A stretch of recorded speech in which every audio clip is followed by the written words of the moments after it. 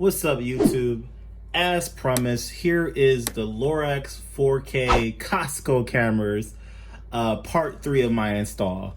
Now, I did get all my cameras installed. Obviously, for privacy reasons, I'm only going to show you one angle. So it's really simple.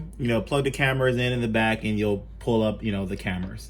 So this is my front door camera.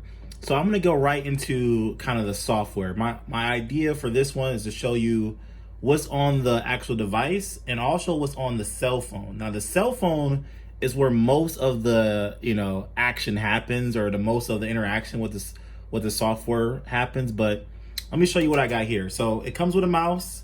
As I said before, you can click on here. You'll have to put your password in. I already did that in advance. And then you can go through these options. You got playback, events, backup, display, camera, network, system, storage, and account. Setting up the cameras is very simple. Just follow the instructions. When it first pulls up, it's going to have you take a picture of a QR code. It's going to make you download an app on your phone, and you're going to be good to go. Make sure you can connect it to your Wi-Fi. You're good to go. It's that simple. So we're going to go into here. I'm going to uncheck some of these, and we're going to go into front door. So let's see if I can pull that up. So this is what I like about events. You can go here. Okay, look, there's the postman. I can go here, and whatever there's yellow at, that means some movement happened. It doesn't pick up on animals. I notice a lot of, in the wintertime, I notice a lot of deer tracks, but I never see deer. So it doesn't really pick up on animals, which is, I guess, okay, because it doesn't really matter. But it picks up on people. So if I go, like I said, you just saw the postman. If I go into different spots in here, I can see whatever was happening in events. Now, really, the cool thing about the app is it has it listed so you can go right to the events on the app. I never do this on my computer. So this part 3 is just so you know, but I never do it. I never go in here and manually click to an event and manually cut stuff and trim stuff and do stuff. I don't.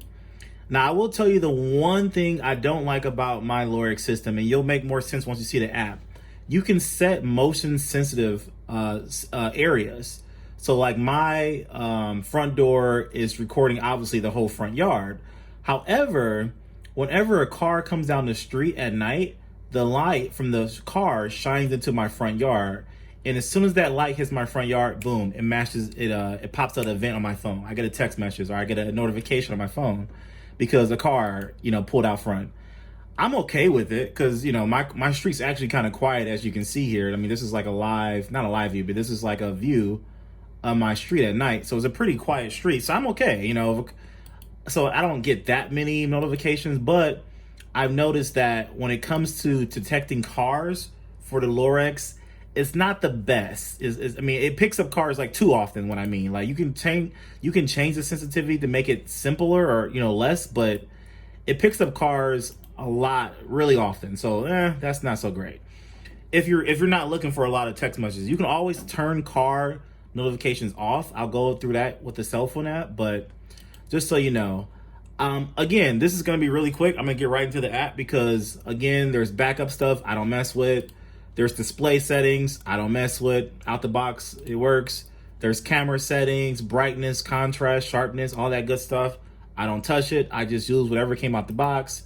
There's network settings, there's system settings, there's storage, and there's account settings. So there's not much here to it. It's really just plug and play. I love these squares that, once you plug your camera in, you can just click on a square, get a full screen view if you want. You can change this whole 9 screen to 4 screen, to 6 screens, to 2 screens.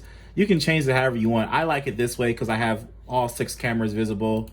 I can click this. This is a live view of my front yard. Again, you can see the footprints from the postman. This is a great option. If you're looking for something that's not the Ring doorbells. And again, the reason I got this instead of the Ring doorbells or the Alexa stuff or the Siri stuff, whatever those other services are. First of all, the view is great. The doorbell will give you a so-so view. I love that I can actually get a full, full view. Secondly, all those things have a monthly subscription. What's this squirrel doing? I'm gonna go get that squirrel. No, I'm kidding. All those Ring doorbells and all those other things, they have a monthly subscription. This right here, this is stored in a hard drive in my home. I don't pay any monthly fees, and I can access it on my phone. I can get notifications. I can see everything going on. I can even send a clip to my wife. If a package comes, hey, I can send her the clip. So now let's go ahead and hop on the cell phone app. All right, what's up, YouTube? So now we're on the cell phone app. So now I'm gonna go to exactly what I was talking about here. We're gonna go to the front door. You can see the front door information. You can click on here. You get notification settings, so you can set a schedule to, when the notifications come. Motion detection settings. You can do smart motion detection, person detection, vehicle detection. Obviously, I have all these on. Now, I can always just turn vehicle detection off so I wouldn't get all those notifications at night, but I still leave it on because I just want to know what's going on in my area.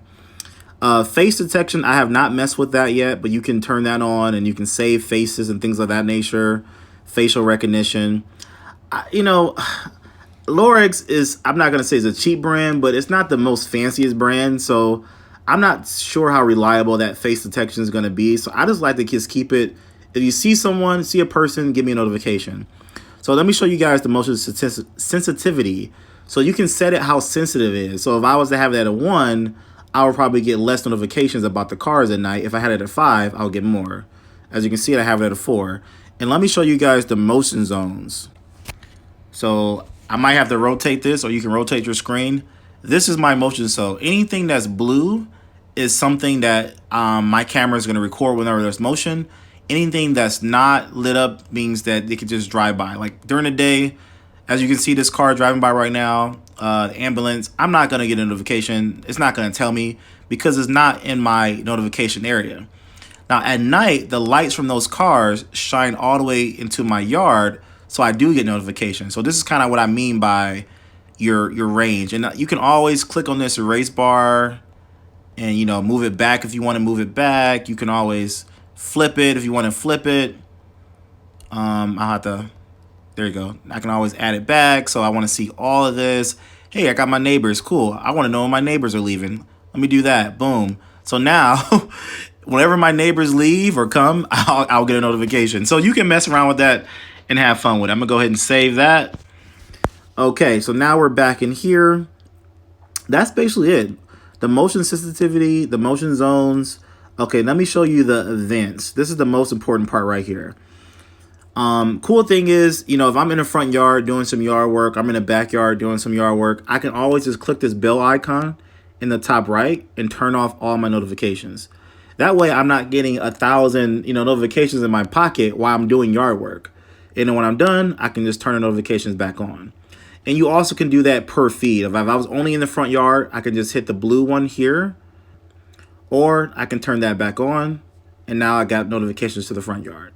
So now a cool part about this app is you go under events, you go to front door, and it'll show me all my events for the day. For example, a vehicle was detected here.